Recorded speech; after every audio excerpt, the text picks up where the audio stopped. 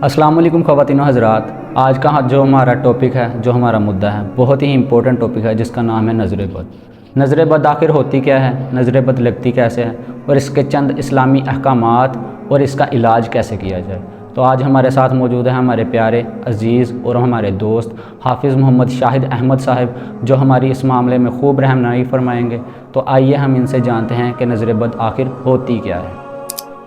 नहमदुहु व नुसल्ली अला रसूलिल करीम। जैसा कि एहतशाम भाई ने पूछा कि नज़र होती क्या चीज़ है। नज़र किसी को प्यार से देखना, ये भी इससे भी नज़र लग जाती है। किसी को हसद की वजह से देखना, इससे भी नज़र लग जाती है। तो बाज़ औक़ात घर वालों की भी नज़र लग जाती है, बंदे की अपने आप खुद भी नज़र लग जाती है। जिस तरह सेल्फियाँ वगैरह बनाते हैं, तस्वीरें वगैरह बनाते हैं, तो इसकी वजह से भी नज़र लग जाती है।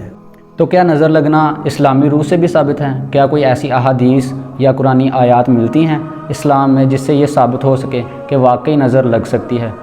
अल्लाह पाक कुरान मजीद फुरकान हमीद के अंदर इरशाद फरमाता है, व इन यकादुल्लज़ीन कफ़रू ला युज़लिक़ूनका बिअबसारिहिम लम्मा समिअु ज़िक्र व यक़ूलूना इन्नहु लमजनून व मा हुवा इल्ला ज़िक्रुल लिल आलमीन। तो ज़रूर काफिर ऐसे मालूम होते हैं गोया अपनी बद नज़र लगाकर तुम्हें गिरा देंगे जब कुरान सुनते हैं और कहते हैं ये ज़रूर अक्ल से दूर हैं, और वो तो नहीं मगर नसीहत सारे जहान के लिए। व इन यकादुल्लज़ीन कफ़रू, बेशक ज़रूर काफिर तो ऐसे मालूम होते हैं। इस आयत और इसके बाद वाली आयत का ख़ुलासा ये है कि ए हबीब सल्लल्लाहु ताला अलैहि वसल्लम, काफिर जब कुरान सुनते हैं बुग़्ज़ व अदावत की निगाहों से आपको घूर घूरते देखते हैं, तो ऐसे मालूम होता है गोया अपनी आँखों के साथ नज़र लगाकर तुम्हें अपनी जगह से गिरा देंगे। और जब आपको कुरान करीम पढ़ता देखते हैं, हसद और लोगों को नफ़रत दिलाने के लिए आपकी शान में कहते हैं यह ज़रूर अक्ल से दूर है।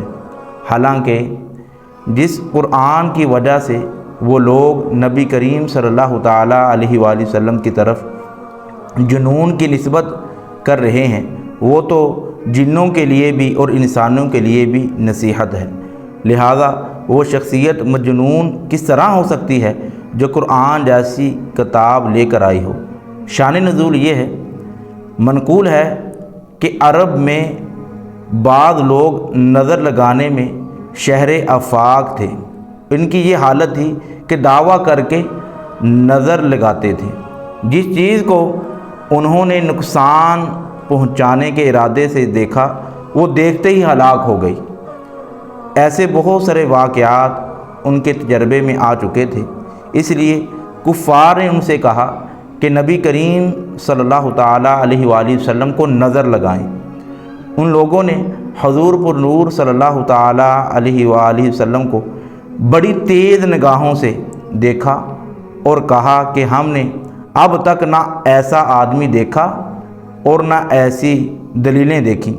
उन लोगों का किसी चीज़ को देखकर हैरत करना ही सतम होता था, लेकिन उनकी ये तमाम जिद्दोजहद उनकी तरफ से दिन रात की जाने वाली दिगर साजिशों और फरेब कारियों की तरह बेकारियाँ गई। अल्लाह ताला ने अपने हबीब सल्लल्लाहु ताला अलैहि वसल्लम को उनके शर से महफूज रखा और ये आयत नाजिल हुई।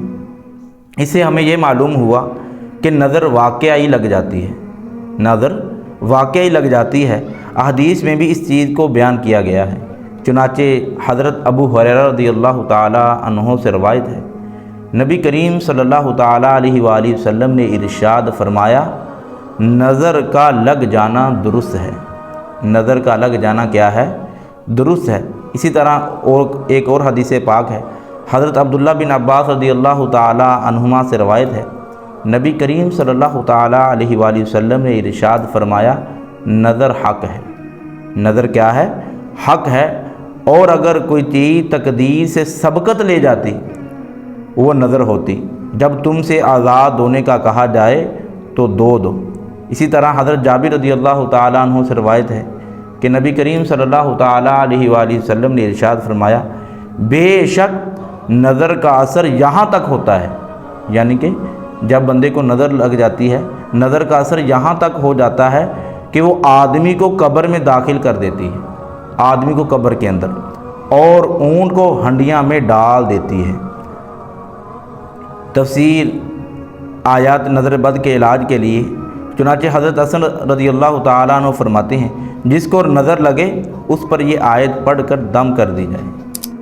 جی تو حافظ صاحب میں یہ پوچھنا چاہوں گا کہ نظر صرف کیا باہر والوں کی لگتی ہے، آیا کہ کیا گھر والے ان کی نظر نہیں لگ سکتی؟ اکثر لوگ گھروں میں کہتے ہیں کہ ہم تو اس کے پیارے ہیں، ہم تو اس کے بارے میں اچھا ہی سوچتے ہیں، تو کیا ہماری اسے نظر لگ سکتی ہے یا نہیں؟ ہماری نظر تو اسے لگے گی نہیں کیونکہ ہم تو اس سے پیار کرتے ہیں، تو اس معاملے میں آپ ہماری رہنمائی فرما دیں ضرور۔ جی احتشام بھائی، اپنے گھر والوں کی بھی نظر لگ جاتی ہے، دوست احباب کی بھی نظر لگ جاتی ہے، اور اپنے آپ کو خود بھی نظر لگ جاتی ہے۔ تو میں اپنی آڈینس کی طرف سے آپ سے یہ سوال کرنا چاہوں گا کہ کیا ایسا کوئی عمل ہے جس سے ہمیں ایڈوانس میں ہی نظر نہ لگے اور ہم نظر بد لگنے سے بچ جائیں؟ کیا کوئی ایسا پاسبل ممکن طریقہ ہے جس سے نظر نہ لگے؟ جی بالکل، جب بھی آپ کو کسی کی کوئی چیز اچھی لگے، کپڑے اچھے لگیں، گاڑی اچھی لگے، گھر اچھا لگے، اس کا کاروبار آپ کو اچھا لگے، تو آپ چاہتے ہیں اس کو نظر نہ لگے۔